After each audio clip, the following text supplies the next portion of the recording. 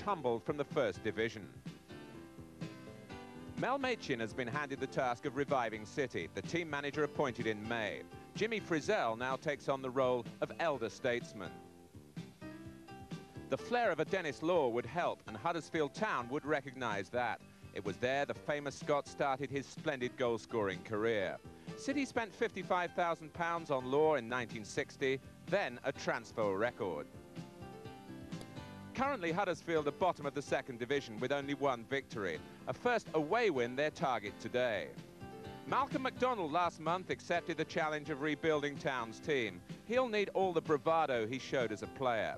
It's his second start as a football manager 3.5 years after leaving Fulham. So the scene is set for our Second Division special from Main Road, in front of one of the biggest crowds in the league today. Manchester City, 10th in the table, trying to extend a 5-match unbeaten run against Huddersfield Town, the team with the worst defensive record in the division. And our guest, the man of many seasons, Frank Worthington, who's still a player at Preston. He embarked on his long and entertaining career with Huddersfield Town. And though he celebrates his 39th birthday later this month, he's still capable of the magic moment. Reeds. Worthington.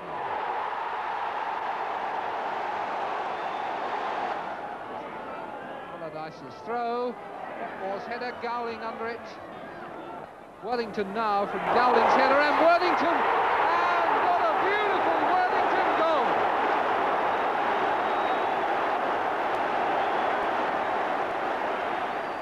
Frank, what's the secret of such a long life in football? It's just the love of playing, Martin, and the enthusiasm, keeping that going. Plus the fact that although my legs are not the same as maybe 10 years ago, I can get through games, helping the youngsters with my control and passing ability, and just being the leader for the team. Huddersfield Town, your old club, bring an old rival of yours with them, Malcolm McDonald, an old rival from your England days. Yes, Super Mac has had a tremendous career himself, and I'm sure he's going to take that on through into management. He's got a hell of a job to do at Huddersfield, but if he's positive, which I know he is, I think he's got a chance of pulling things around and hopefully climbing up the table. But today's visit to Main Road, a very difficult one for Huddersfield.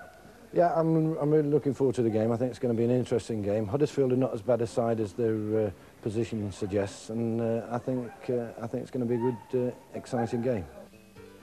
Well, 2 points from 8 away games hardly offers Huddersfield hope. 3-0 at Ipswich, their latest defeat. In contrast, it's City's best run of the season. 5 games unbeaten, 13 goals scored. Andy Hinchcliffe is already among the City scorers, even though he's an 18-year-old left back.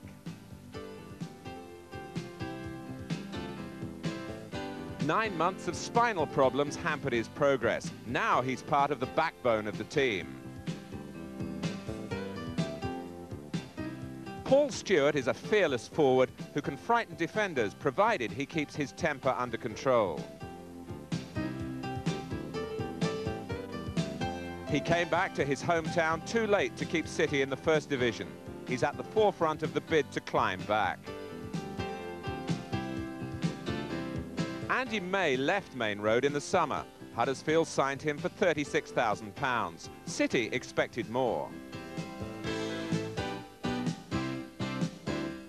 A new club and a new opportunity for a player who brings versatility to Malcolm McDonald's squad.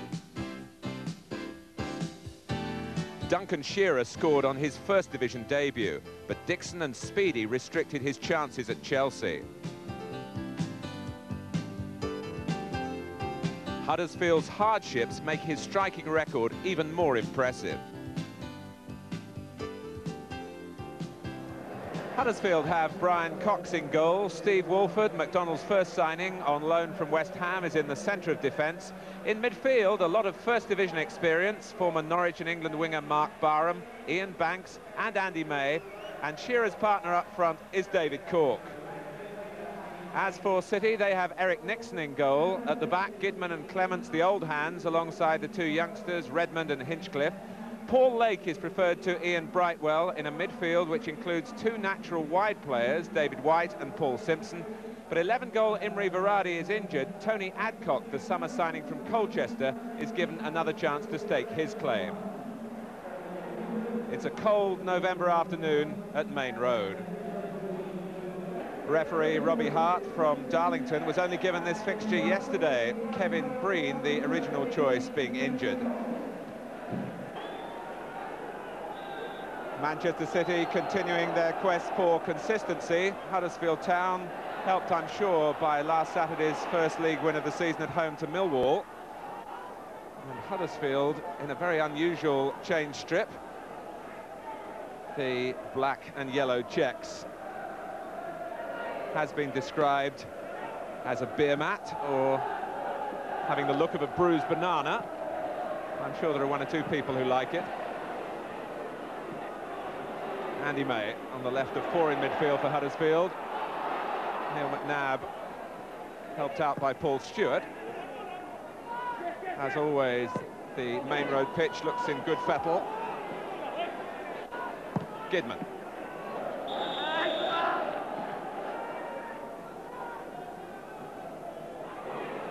Andy May. Eric Nixon, who could have let it pass wide for the goal kick. Might rue the decision to go for it and concede the corner, but the gap opened up for May, that's for sure.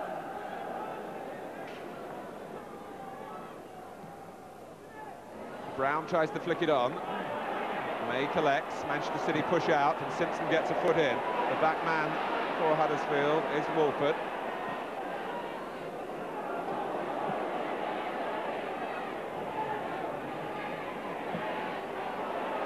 It's a City throw.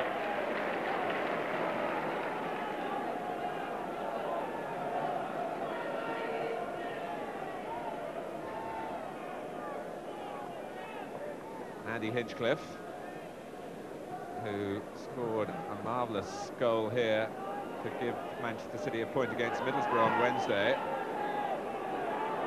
But he was caught napping then and had the change of pace to get out of trouble. For a moment, Barham had got on Hinchcliffe's blind side. And this is Cork, and Shearer was a whisker away. And that's the essence of Duncan Shearer. He's an out-and-out goal-getter.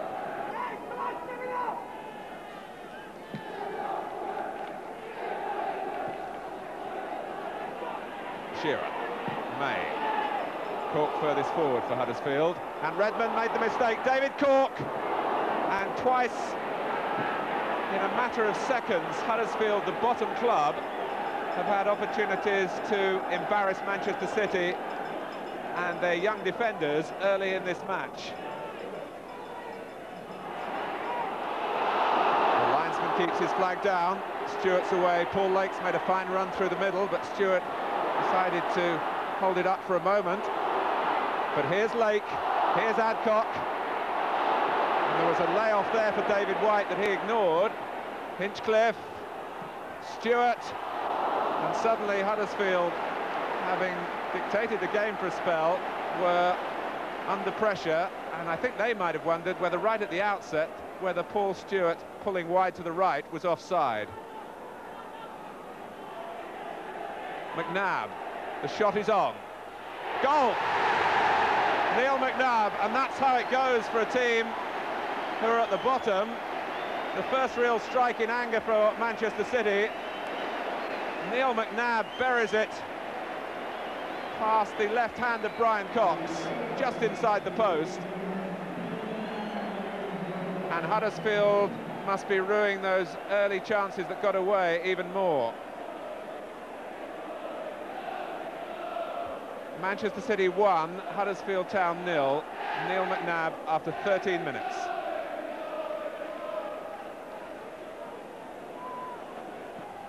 Winter trying to quicken things up for Huddersfield.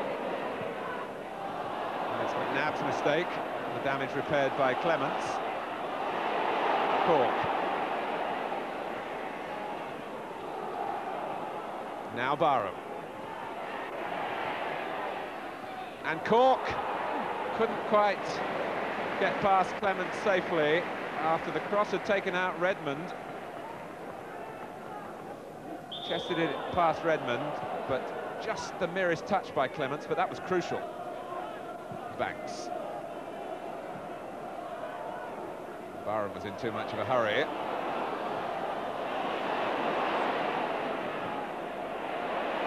Lake.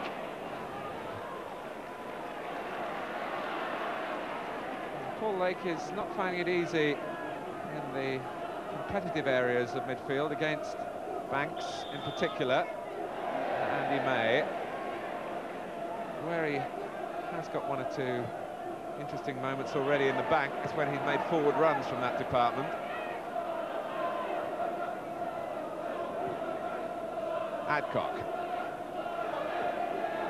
And here's Stewart. Is it 2 for City? Yes.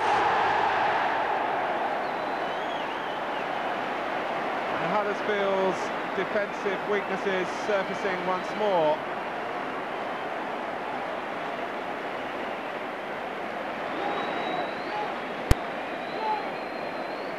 A minute before the half hour, and Stewart was given time to look up and drive his shot in conclusively.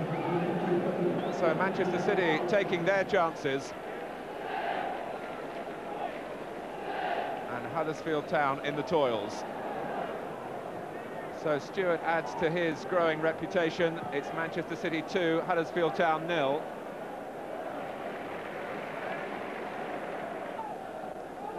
Nine goals now for him this season.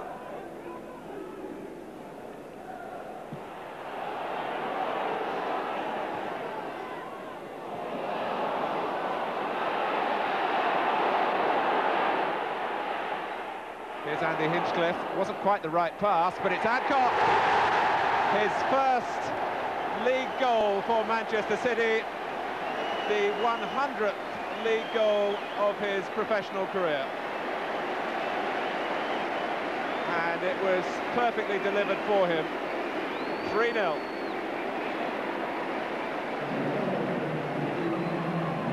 Hinchcliffe, having been checked by the initial pass to him, made sure there was no checking for Adcock. 3 goals in 34 minutes for Manchester City. Simpson is away. Adcock again, and Cox had to hang on. Any fumble would have been punished by Stewart. Almost a carbon copy of the goal, the header further out this time. And Adcock allowed Cox to just keep it out. Cork.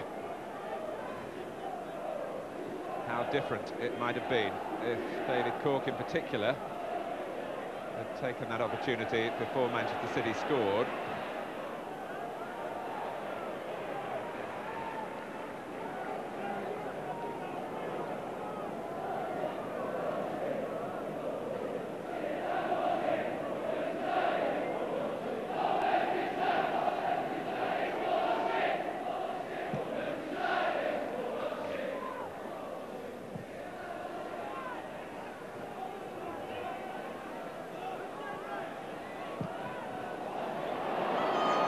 Fine ball by Redmond for White, understanding, born from their days in the youth team.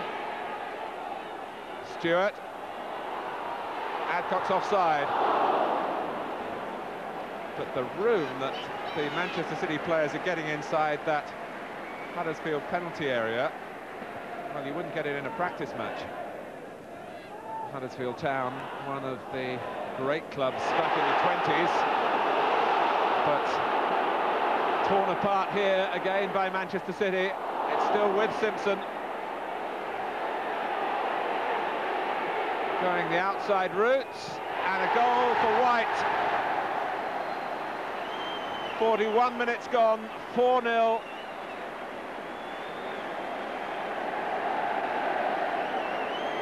Huddersfield might have cleared the danger the first time, and then Simpson had a second run at it, and White will get no easier goal.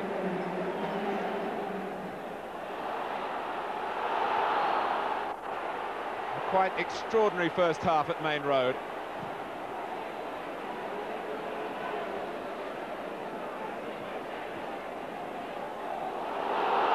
Adcock. That's the danger when a team is so much on top that players look for the tricky finishes, take extra touches on the ball. And Adcock looked to chip the goalkeeper when he might have applied a more simple approach. It's a first half which has told us plenty about the potential of Manchester City and plenty about the problems for Huddersfield Town. 4 Manchester City goals spread throughout the team, and they came after David Cork had wasted a great early chance for Malcolm McDonald's men. But a milestone for Tony Adcock, 99 league goals for Colchester United, and then his first league goal for Manchester City, the 100th of his career, and he'll be delighted to have another look at it.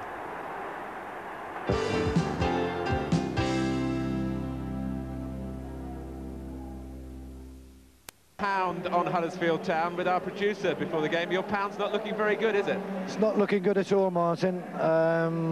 After a very bright start by Huddersfield, which they might well have had a couple of goals, City broke clear and produced a very good goal from Neil McNabb, and from that point onwards City have dominated the game, and really they could be 5 or 6 up.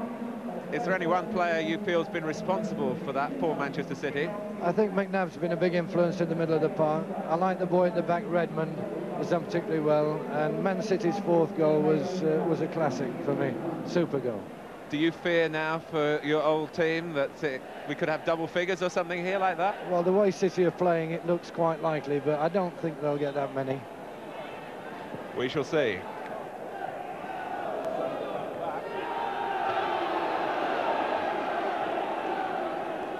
Andy Hinchcliffe would certainly have played in the First Division last season, but for his back problems, he actually had to wear a corset for 7 months.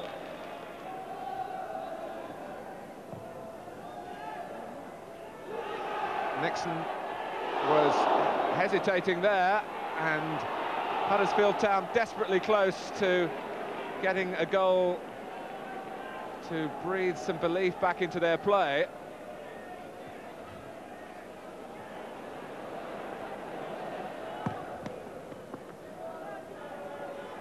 But I wonder whether Malcolm McDonald realised the extent of the problems he was taking over. But he is so delighted to be back in the game. Here's Cork. Barham taking over, helped on by Ian Banks.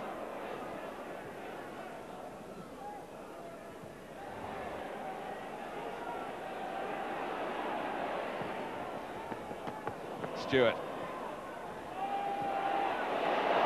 Now Simpson, and the extra charge of anticipation around Main Road when he's in possession. Adcock wanting it to drop. It does.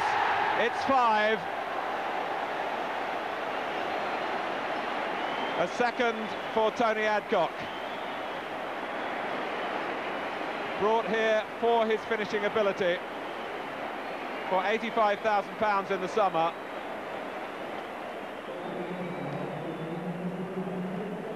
And Paul Simpson's thrust down the left-hand side in evidence once more.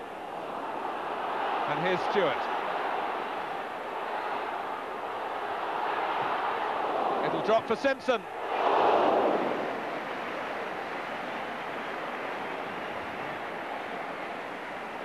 Both wingers involved, really. White didn't touch the ball in the move, but because of his position on the other side, he pulled the defender away. The gap fell Simpson's way, as the ball did too.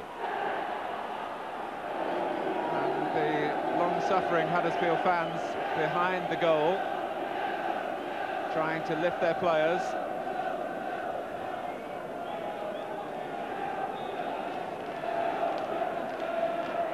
Barham's corner. Brown. May. It breaks for Barham again. And all he could do was pick out the head of John Gidman, guarding the area around the near post. Here comes Simpson. White to his left. It breaks for White. And Gidman, who started it all with a headed clearance, very nearly rounds it all off, having run the length of the pitch. And now has the charge back. But there are others covering for him.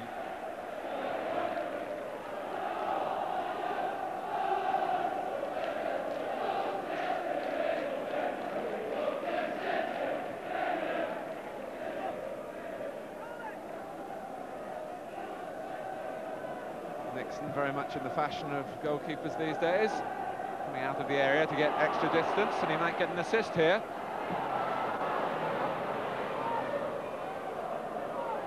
Simpson. Here's Stewart, and it drops in for number 6.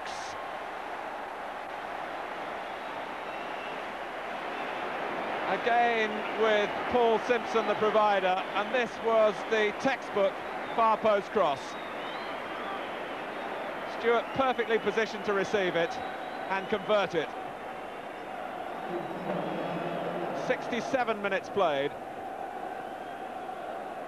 And Brian Cox, a beaten goalkeeper again. A second for Stewart.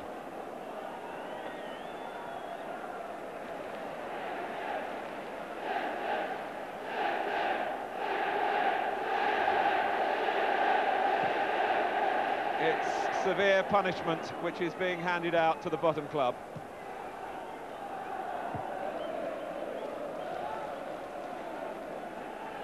That takes Paul Stewart into double figures.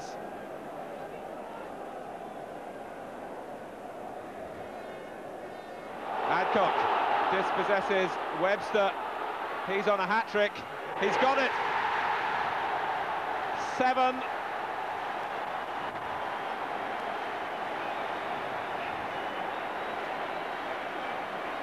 And he's well on his way into his 2nd century. Every mistake is being punished here ruthlessly.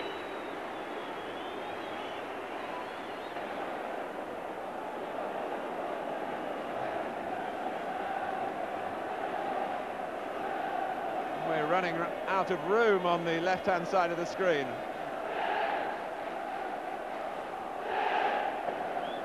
Well, if 7 is heaven for Manchester City, it must be hell for Malcolm McDonald. Malcolm Brown, who was taken ill on Tuesday and missed the game at Ipswich, must have wished that he'd stayed sick. Paul Stewart with 2 goals, and Tony Adcock with 3. Probably the best advocates of the supply of Paul Simpson.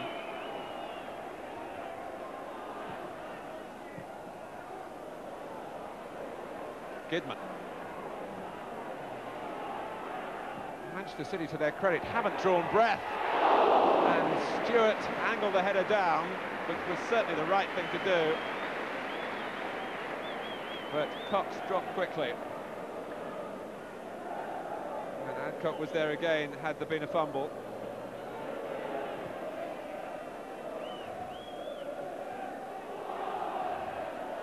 Cork. Barham and Banks, not quite well served, really. Deserved a better ball in from Barham.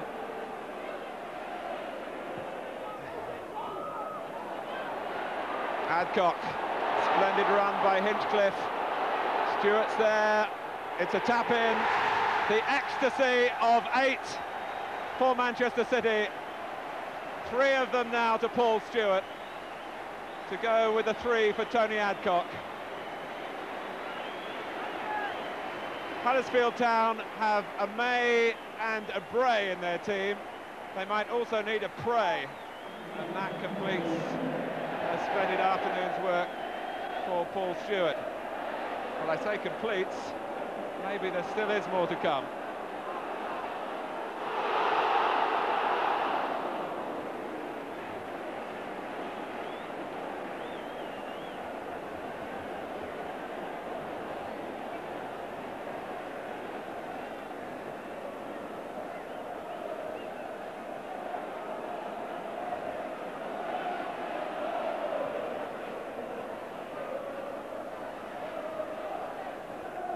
Adcock. Offside.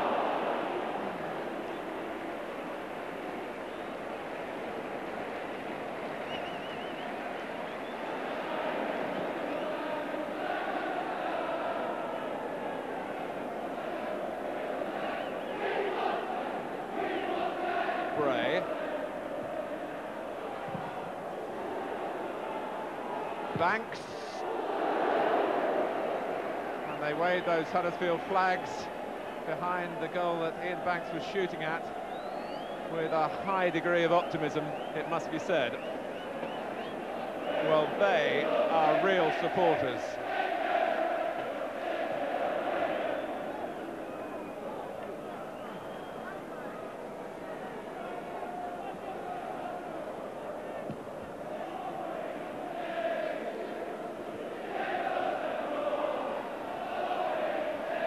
McNabb. Adcock looked at the linesman, the flag has stayed down. White, 9! Finishing here of the highest calibre. David White, 9-0.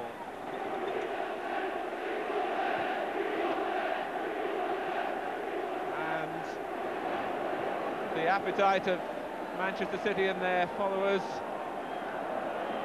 not satisfied yet, I'm sure, with double figures beckoning. Cork, penalty. David Cork pushed down. A sympathy vote, perhaps?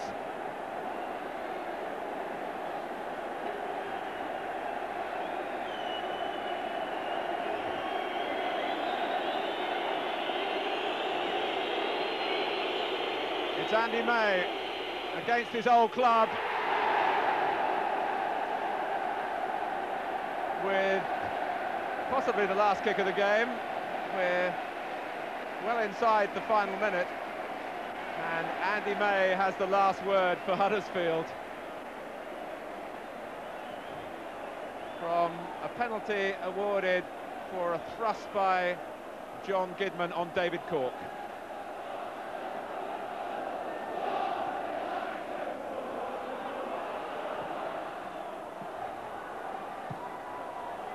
Not really time for a comeback.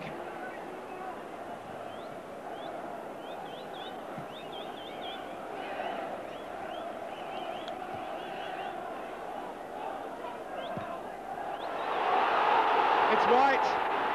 The 10th is there for the taking. It's going to be a hat-trick for David White, and 10 for Manchester City.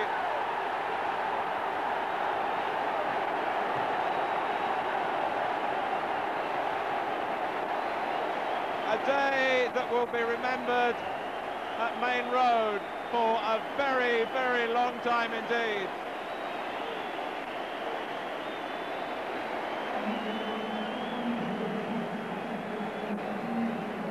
David White in the clear, the crowd baying for him to take City into double figures, and White with great aplomb obliged. What a day! 3 hat-tricks for Manchester City, one of them for Tony Adcock, another for Paul Stewart, and finally at the last for David White.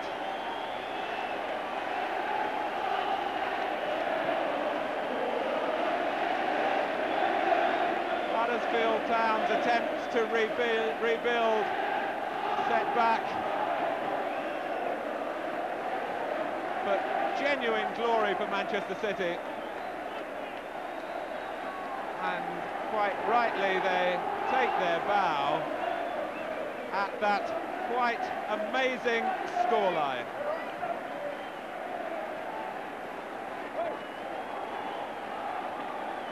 Frank, maybe we tempted fate by mentioning double figures at half-time, but was it a case of the brilliance of Manchester City or the poorness of Huddersfield Town?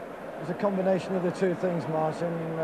Manchester fully deserved their victory. They won it in style. Huddersfield's defence has been a shambles since the first goal went in. City on this performance certainly look a very, very good side. What about the ruthlessness of the finishing? The finishing was excellent. Stewart impressed me very much up front, as did Hinchcliffe at the back and Redmond. And Neil McNabb was always at the hub of things and produced a super performance. Maybe we should give a mention to Paul Simpson, a great provider down the left-hand side as well for Manchester City. Paul Simpson, tremendous skill. knocked some great balls across for the front players, and that's exactly what they need to put the finishing touch. Where do Huddersfield Town go after this? Well, really, I don't think Huddersfield are that bad a side. I think they're quite useful in the middle of the park and up front, but the defence is horrible, and Supermax's got a hell of a job there to sort it out. You wouldn't have minded being out there in a sky blue shirt on an afternoon like this?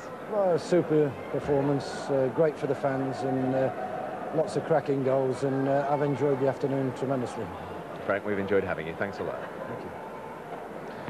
Malcolm McDonald, I wonder if this is the most humiliating day you've ever had in professional football. Yeah, yeah. Yes, I think you can say that. Yeah, I'm certainly rather shell-shocked from it. I think everybody concerned with Huddersfield Town is...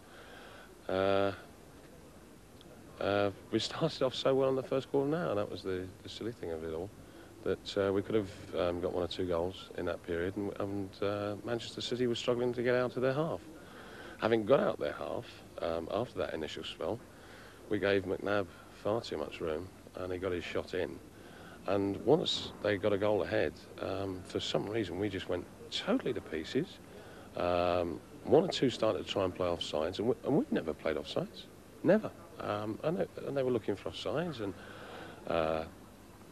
it was altogether just a total shambles. And of course, if people change the style of play that we have, you know, if 1 or 2 change it, then everybody else doesn't know what the hell's going on. And as much as we were getting messages onto the field to play the way that we know, for some reason people still played in another way. Well, lads, you've had us thumbing through the record books. 3 hat-tricks from 3 different players in the same team. Tony's, yours came up first. Can you remember about it in the hurly-burly of a 10-1 game? You know, it was just a flash. Like, after the game, I just couldn't remember some of, you know, 2 of the goals. And he reported, you know, to remind me. It was just, I was just, you know, caught up in the game. And you remember your hat-trick, and then you just go on with the game. And it was brilliant to see the other 2 lads, you know, get hat-tricks as well. Yours came next, Paul. Have you got any vivid recollections of it? Well, not really, no. I was credited to a hat-trick, I think, early on in the season against Bradford, which I didn't actually get, so... They took one away from you, yeah, in fact. They did. Yeah. Well, I didn't score it, you know. It wasn't until late on that I knew that they'd give it me. But to score a hat-trick today in my hometown, in front of my own people, it's great. It really is. Well, David, they'd got their 3, and you'd only got 1 until you took a hand right at the end, with the crowd baying for double figures. That's right, yeah. I got an easy goal in the first half, and then I think only 3 or 4 minutes to go, and I still only had the 1 goal. And then managed to get the last 2, which was magnificent. What sort of things have been said in the dressing room about the victory? Give us a mention on TV. I say we have to mention John Goodman, because all he's done is moan at giving him a mention, so we better mention John, really. And a mention for Neil for scoring the first goal, because, you know, they had a lot of the play first 20 minutes, and it was Neil's first goal that sort of turned the game in a big way. We can say that. I wonder whether you gave John Goodman some stick for giving Huddersfield a goal by giving away the penalty. I think he just wanted to be on TV, because I think it was all in their goal, Mel. I think he did it to be on TV, really. But we're just pleased for everyone, not just ourselves, you know. I mean, we were just there to put the icing on the cake, really. It's pleasing for everyone in the team. Who gets the match ball? I think we're going to sort that out in the changing rooms now. Yeah, it's a scrap. A fist fight. I think they're going to give us 3 balls. Each. And whose was the best hat-trick, do you think? Tony's. Tony's, without doubt. Because he hasn't been in the team. He's had some bad luck since he's been here. And he scored his 100th league goal today, so I'm sure Tony deserves most of the credit. Cheers. Well, thanks, lads. You've given us some splendid memories. And this week's Memory Lane, I must admit, did test out our researchers. But from the ITV archives, they did uncover past meetings between Manchester City and Huddersfield Town. Action from 2 very different eras. Lee, and he's tripped, and it's... What has he given? Outside the area. Well, that astonishes me. And it astonishes Francis Lee. Lee, he's got it, no! Off the goalkeeper's body. Hill.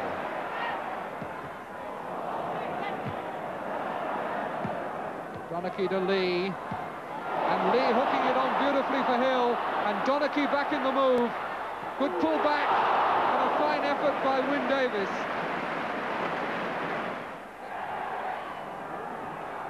Booth can't get there, but Lee might. Davies! Oh, it's Booth!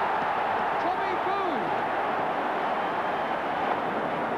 Doyle will take a long one. Summerby is keeping 2 men out there on the touchline, so Doyle can throw the long one for Davies. Cleared by Barry. Hill under it.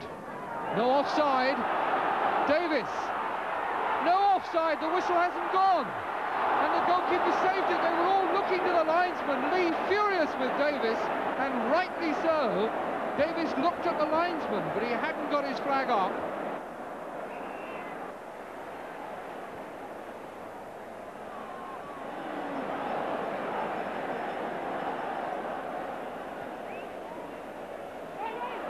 Good running by Clive Wilson, and on he goes.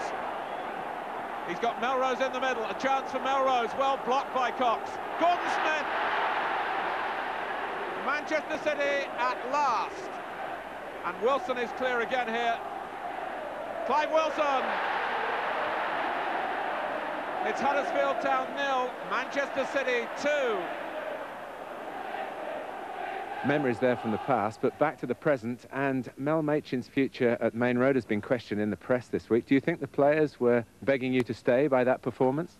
No, I don't think so. I think we got the goals today, which we knew what we were capable of doing, and we are learning, and the lads produced a wonderful game today for the Main Road public. And mind you, we have been playing quite well here, and getting a few goals, and today everything came right. And if Norwich City in the near future came and asked you to go back to be their team manager, what would your response be? I have a contract with Manchester City, and at the moment I'm enjoying it, and working with very young players who are very capable young men. The future is bright. Well, certainly we've got a Barclays special next Saturday from the First Division on Granada. It'll have to go a long way to top what Manchester City have given us in the Second Division tonight.